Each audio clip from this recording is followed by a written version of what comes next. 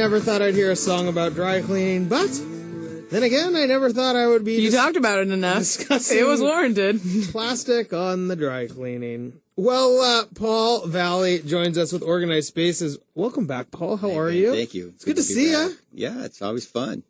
And, well, you know something about plastic and dry cleaning. I mean, you build closets for a living. We have to actually ask questions concerning the dry cleaning and bags and how much room they need to fit those in their closet. If they're going to have a perfect space, that's part of the equation. Yeah, so just every millimeter counts.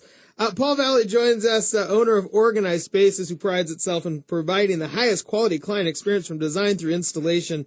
And, I've seen some of your work, Paul. You guys do some incredible closets and garages and, I mean, just kind of the whole gamut of cool built-in stuff. Yeah, I really like it. I'm doing the right thing. We love it. I love looking at it and imagining what it could look like in my own house. Well, anytime. So Paul, let's talk a little bit about, we just were discussing buying and selling real estate, and, a lot of people maybe want to spruce up their house before they sell it, but maybe a custom, the custom closet type thing isn't what they're thinking, or isn't what maybe they should be thinking about. Well, a closet in a master suite these days is a more and more important part of a home. It's expectation. And I don't think they're going to sell the home, but they can certainly hurt the sale of a home if they open the door and it just, it's just that disappointment that, and then the realtor's got to kind of scramble to say, this could be great, and, kind of cover up the way it is now. It's also a very highly customized space. It's very personal to each user. So, well, that's what I think is so interesting, because you look at a closet. If I look at a closet, I'd look at it and I'd think, oh, that's a great closet. But you brought up some really incredible pieces. Like, well, if you are going to buy a house and you're 6'4", and the people you bought the house from were 5'3", their closet isn't like that. Doesn't work because of the dry cleaning. Yeah. So if you're it's actually how we started the whole dry cleaning conversation, believe it or not. Yeah. Sorry about that, everybody. The space is very customizable. There isn't a standard height of anything. It depends on how tall the people are, if you dress professionally, if you dress in ball cap and jeans. It just really depends on who's moving in there. So I wouldn't recommend somebody, look to do a huge closet makeover to put on the market, because there's no standard. But I would help them with a really nice design board and proposal for that space that can be presented to your purchasers, your shoppers, so they can see what this space could be. But don't spend the money to do it. I have a feeling that's not going to be a good return on your money up front. Well, sure, especially because you don't know who you're selling it to. We've been doing this for 10, 11 years now, and we've done a lot of work right after the sale of a home. We've done almost no work going in. So just that tells me what that's all about. But then since we can't talk people into doing it before they sell, we've had really good luck doing some pre-design work. It's free. Give you a nice color design image of what that closet could have in it, and leave that on the counter with the granite samples and the business card and, all the different pictures of the neighborhood. So the realtor can use that as an asset in the sale process, as opposed to just leaving the space with that old system. And that seems like it would make a lot of sense, because then you're essentially giving a potential buyer a vision of what something could be, and they can you assume, like I did, if you're not in the Organized Spaces business, that you would assume that closets are pretty functional no matter how big or tall. I would have thought that. No matter how tall people are, I would have just thought, well, my clothes touch the ground, or they don't.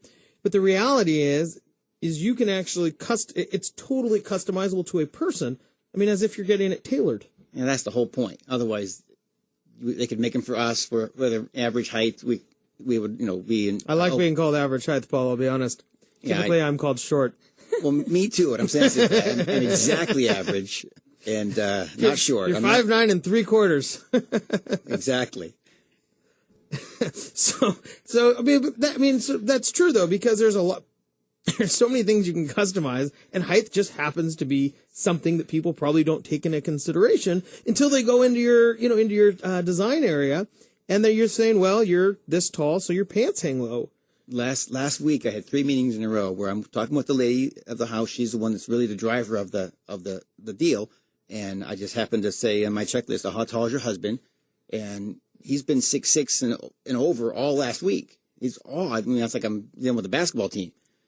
But the women are all standard height, and if I didn't ask that question, I was going to mess that up. But now that it's in there, and if we plan for it, everyone's going to be happy.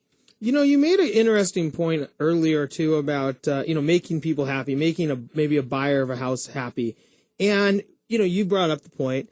Everybody's walked in to say a closet, and they see the old wooden rod. And that's kind of it, right? And it's kind of nasty, and it sometimes they look overpainted, right? Like they just threw a bunch of paint in there. Several coats of paint. Yeah. Why do they do that? Years ago, I grew up with a round 1-inch rod, 1-inch piece of wood stretched between 2x4s on the wall with a little notch cut in them, and then a piece of 2x4 upside down with like a little notch cut on top of that to hold it up in the middle. That was a closet, and I'm glad they're different now because I couldn't make any money doing that. But they really have become a lot nicer, and just an expectation in a home now is a master closet can't just be a straight one wall closet anymore in a new house. Even way down in the price point of homes, even condominiums and just small condominiums that you even think of as a nice luxury home. Well, they've got a walk-in closet. Mm-hmm. Almost exclusively they do now, instead of before it was just a reach-in closet. Sure. So it's really good. It's good for our industry, and people just acquiring more stuff as they go on. And Costco is a good, all the stuff they acquire from Costco. Two pack of somewhere everything. to go. So when you're selling a house, and we're here with Paul Valley, owner of Organized Spaces. Paul, we just have a couple of minutes left. But when you're selling a house, and let's say you do want to make somebody believe that the closet is nicer, or has an opportunity to be nicer. You talked about this design board and how you help people, put something together. Tell us a little bit more about that. We've basically created a 3D dimensional drawing of the room, and we may take an image of that from the top down so you can get an idea of the layout, and then an image of it from maybe a focal point. As you enter the bathroom, what do you see into the closet? Trying to dress that up and so that there's a nice focal point of that in your design proposal, and then some details and maybe color swatches that happen to go with the marble on the counter or the bathroom cabinets, and just like a designer would create a look for a new kitchen. Well, the closet and the bathroom kind of have to coordinate and go together. So we've done that little design board where people can kind of picture, oh yeah, I could do something totally different in here. And on this wall, I want my dresser, and bedrooms are actually being built now without room for the dressers. That's just a bed. They want them as uncluttered as possible, nice open, just have a bed and maybe a TV, but no furniture. So you don't have all those things in your mind. All that's kind of being pushed to the closet. So they're getting bigger and bigger. And your bedrooms are more a place for just enjoying and relaxing. No dressers. A lot of homes now are no dressers in the bedroom. Again, another good thing for me. I love it. So, Paul, when people get that vision, or they can see it, I think that probably would sell a house more than you. My wife would definitely buy a house because of a closet. There are lots of people like that. Yeah, I mean, and that's if we go to an open house in our neighborhood and she sees a closet, she's like, I would move here. And I'm like, we're in the closet. There's no windows. It can have a gorgeous view. We could be on the water, and she'd be like, I'd totally live here. And literally, we're in a closet in a bathroom. Or next to the room. It's funny, but I know people like that. I've talked to lots of them. So she's not alone. Yeah, she is not alone in her dream closet. Good to know. Thanks, Paul. Really appreciate you coming out. I haven't seen you for a while.